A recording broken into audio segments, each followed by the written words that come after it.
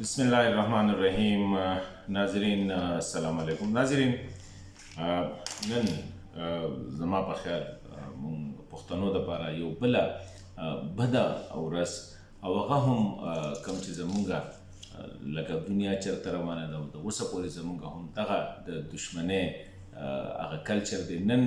دی د پښتنو دشمنۍ چې کوم دی یو داسې شخصیت چې دی پښتانه یې محرومه کړه د داسې شخصیت نه چې په هغه باندې نه صرف پښتونخوا یا پښتنو بلکې ټول پاکستان کې یو یاد کسو او خلکو په فخر کو ځکه چې هغه یو بهترین قانوندان، هغه یو بهترین د انساني حقوقو چې کوم دی د هغې ډیفنډر و، هغه د پښتون تحفظ مومنټ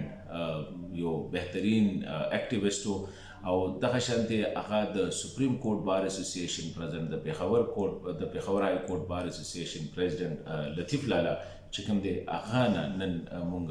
محرومه شو. بدقسمتي دا وه چې نن هغوی په یو داسې ځای کې قتل کړي شو کوم چې مونږ د ټولو نه زیات وایو چې یاره سکیور او هغه د پیښور های کورټ په بار روم کې هغوی په شپږ ګولو باندې وویشتلي شو. لطیف لالا باره کې زه دا ووایم چې هغه یو ډېر بهترین سیاسي رهنما و. عوامي نیشنل پارټۍ لومبی صوبایي صدر پاتې شو، دغه شان بیا د عوامي نیشنل پارټۍ مرکزي جنرال سیکرټري پاتې شو. مختلفو اوقاتو کې پارټۍ سره خفګانونه هم راغلي دي، پارټۍ ته واپس هم راغلی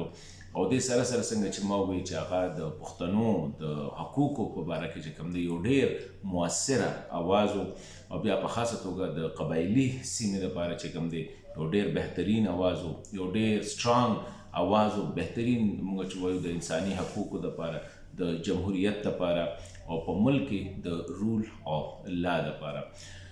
لطیف لالا چې کوم دی د نېشنل اسمبلی ممبر هم پاتې شو او دغه شانتې هغه د پښتون تحفظ مومنټ نه چې بیا کوم بریک اوی ګروپ ته موږ وایو نېشنل ډیموکراټیک مومنټ جوړ شو، نو په لیټلی هغوی بیا دغه جاین کړی و ځکه چې هغوی هم دغه خیال و چې یاره کیدای شي دا نوی کول یا ځوانان چې دي دوی څه وکړي په خاصه توګه د پښتنو د مسایلو باره کې. نو زه دا وایم چې دا نن ډېره لویه بدقسمتي ده زموږ او ډېره د بدقسمتۍ ورځ ده چې په نننۍ ورځ موږ د یو داسې بهترین شخصیت نه محروم شو.